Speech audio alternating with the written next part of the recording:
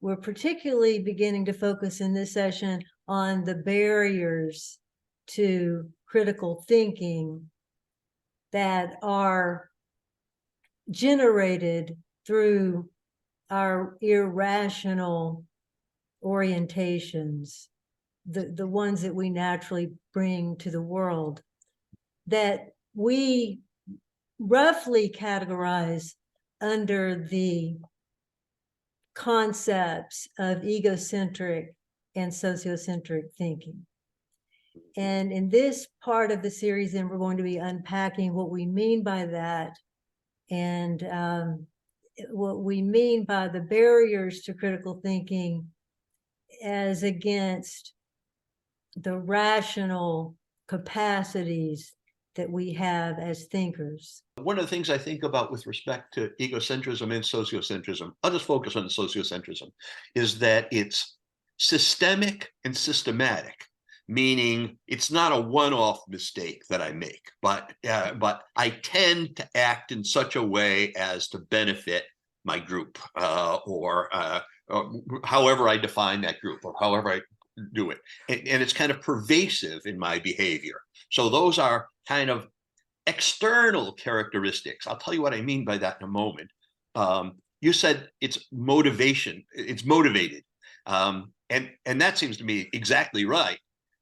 The trouble with it from putting it into practice is that it doesn't feel motivated. Mm-hmm. It feels rational. It feels like it makes sense. I mean, I'll give you an example. Here's a standard trope in movies. Standard situation, action movie. There's a rogue group who've gotten some nuclear weapons and they've stashed them in another country like Libya, and a small group of American Marines or Navy SEALs are going to go in and rescue. They have to fight some maybe Libyan policemen. They capture the nuclear weapons and help preserve the world. So on one way, that sounds perfectly rational, right? This is saving the world from nuclear weapons, right? And these rogue people are threatening to destroy a lot. So on one count, and so why am I doing this? I'm doing this to save humanity. That's my motivation. On the other hand, if it was rational, then the situation could be reversed. That is, there could be this rogue group in Oklahoma, right? And a group of Mexican Marines invade the United States in order to take over this rogue group. And of course, we'd be okay with that in the United States if these Mexicans or Guatemalans or French or Russians came in order to render the nuclear weapons inoperable. But of course, we wouldn't. It's not okay for anybody to invade us, regardless of their motivations. It's not okay. So you can see the sociocentrism in there. I'm influenced by the fact that it's America doing it, but it doesn't feel like that's it. It feels like I'm doing it for humanity, and that's kind of the way these rationalizations, to my mind, often take place. And an example I gave before is the extent to which I asked my students, "Are you influenced by How many of you would say that most people are influenced by advertising?" Right? Nice sociocentric kind of topic. And virtually everybody in my class says yes. Most people are heavily influenced by advertising. And then I ask, how many of you are heavily influenced by advertising? And only maybe 2 out of 40 people raise their hand. And so if they look at their own motivation, they say, if I look at myself, I internalize, I look into my soul. I don't find any desire to conform to advertising in it. I buy the best product at the right price on the whole,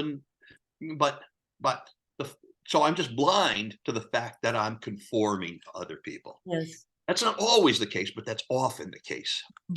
Rationalizations seem to me to be wonderfully effective at protecting ourselves and our groups. Yeah, so maybe I could just comment on that. Yeah, really, yeah, do. Well, you've brought out one essential, well, maybe more than one, but at least one essential concept in to understanding the irrational side of the mind.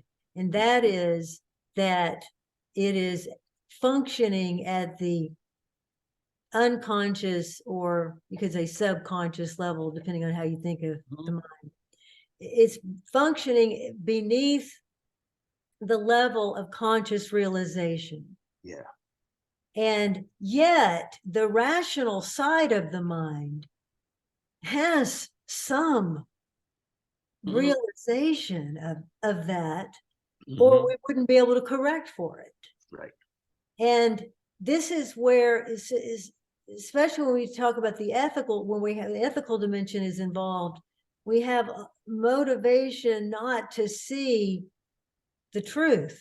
Right. So we push it down through rationalization, which is a reason, which is a good reason, but it is not the real reason.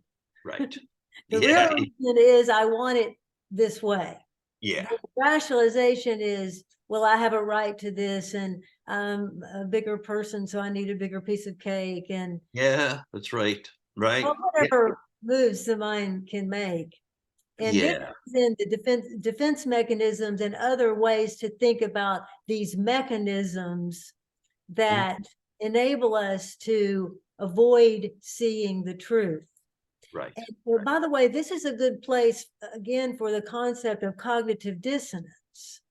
Term that some people are aware of, and it has a kind of a rich meaning, but essential part is you're faced with some decision, and you have to, so if you go one way, you're going the rational way, and if you go the other way, you're going the irrational way. Yeah, right. And not always, but that's one major form. So you're faced with a dilemma, and in those seconds that we tend to give such dilemmas, we either, the ethical dimension rules, again, if it's an ethical question, or the unethical side of us rules. This is happening to keep us from realizing that we are not being a good person when we do this, or not being good people when we do this. Indeed, yes. Yeah. To maintain our image of perfection and being just overall a wonderful person. Yeah. Yeah. We have to tell ourselves all of these, as it were, lies. Yeah. Yeah. It's cognitive dissonance is very often about being a good person. It's just we just have the strong desire to be good persons, even when we're doing things that are clearly not consistent with being a good person. It also operates in areas which are not so exactly selfish. So here's a famous experiment about cognitive dissonance. They ask people to support a cause, and the people say, well, yes or no, and they do it door to door, and they get people. But then the people say yes, and they say yes, and they put a little sticker on the door saying, I support such and such a cause, and everything's fine. Then the follow-up experiment with comparable group of people is they ask people, and those who say, yes, they're for this measure, they put a huge, ugly sign in front of their house saying they are for this measure. Okay. The people who have a big, ugly, obnoxious sign in front of their house become substantially more in favor of the measure than those who had only a tiny little sticker. Why? Because I'm doing this objectionable thing.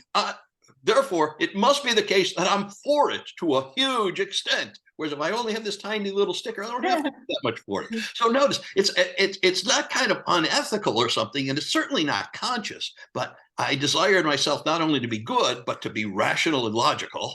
And it's not logical to have this big obnoxious sign for something I'm only mildly in favor of. So it's really, I find it just fascinating to investigate sociocentrism, both as it operates in myself and with others.